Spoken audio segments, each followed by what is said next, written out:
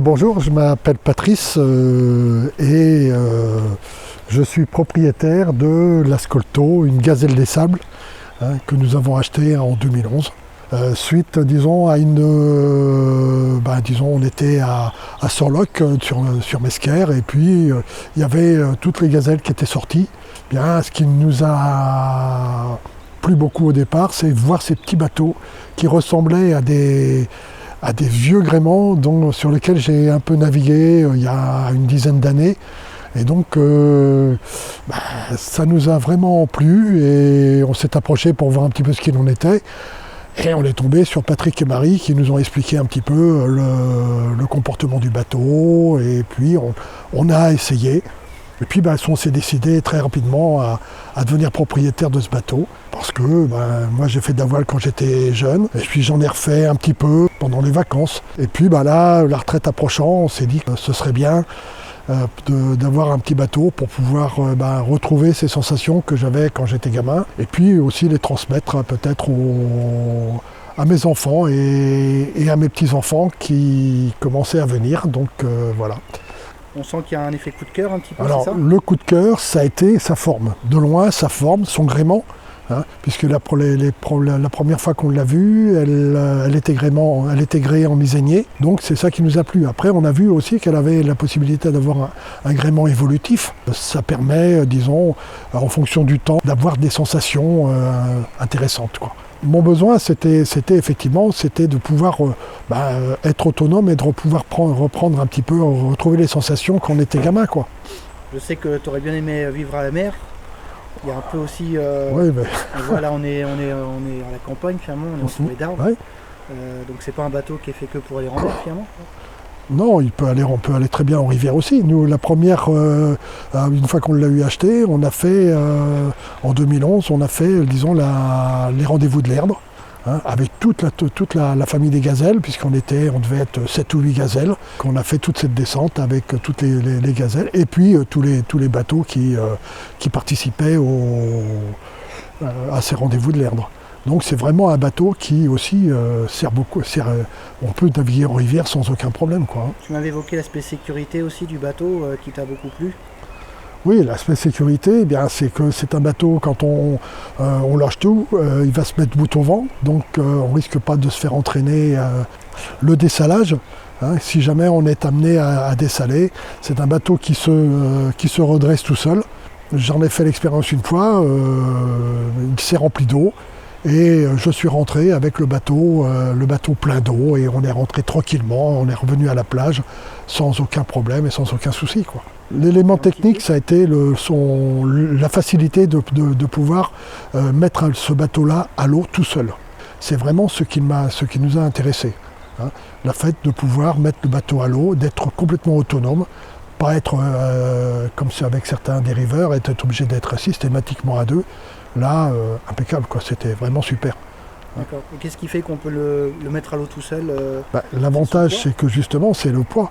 Le fait qu'il y ait un ballast, il doit faire à peu près une 60aine de kilos quand il est à vide, donc pas de problème.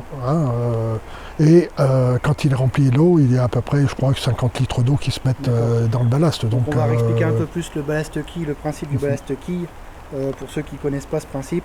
Les ateliers de la Gazelle des Sables ont imaginé la solution, à la fois idéale et très astucieuse.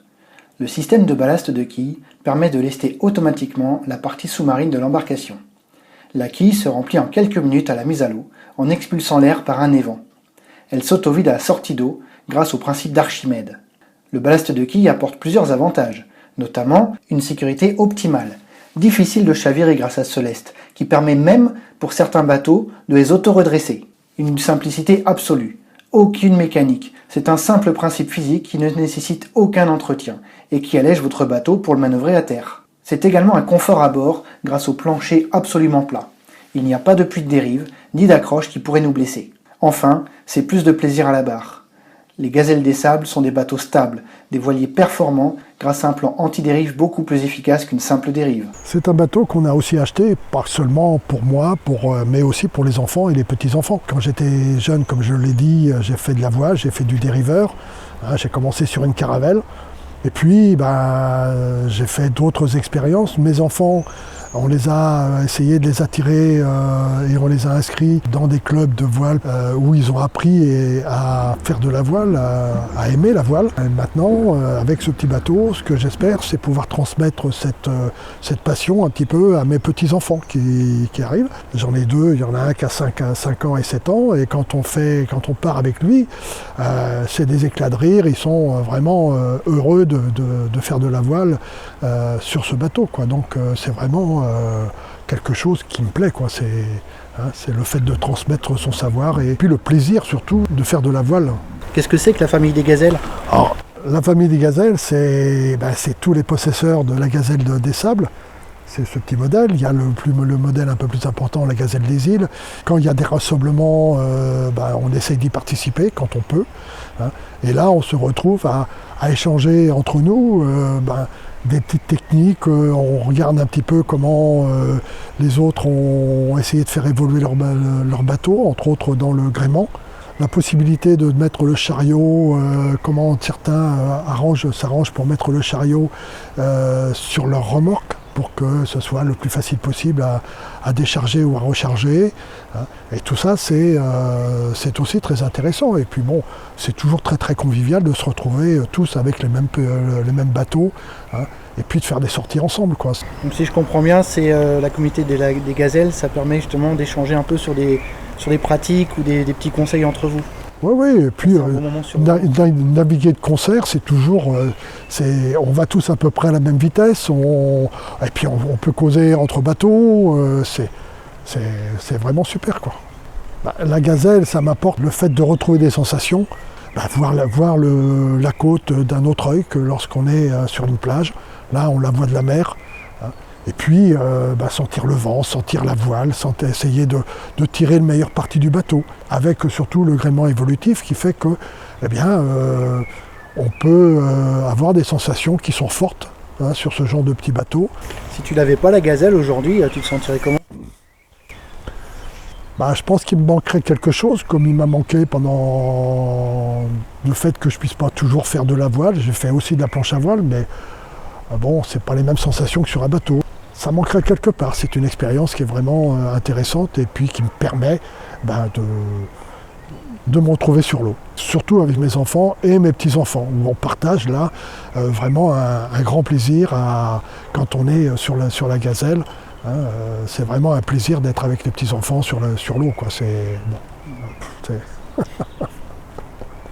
D'accord. Écoute, je te remercie beaucoup pour ton témoignage.